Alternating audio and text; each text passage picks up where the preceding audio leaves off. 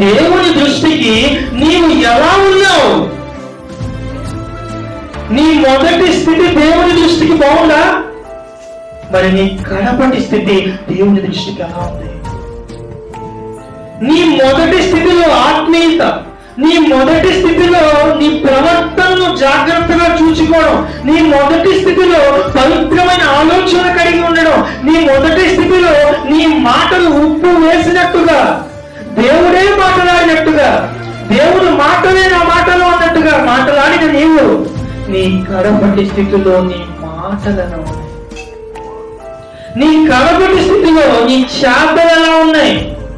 నీ కడపటి స్థితిలో నీ ఆలోచనలు ఎలా ఉన్నాయి? దేవుని దృష్టికి అనుకూలంగా నీవు ఆలోచిస్తున్నావా లేదా? దేవుని దృష్టికి నీవు యథార్థవంతుడుగా బ్రతుకుతున్నావా లేదా? ఎక్కడ నీవు తప్పిపోయావు అని పరిశీలన చేసుకోవాల్సిన అవసరం.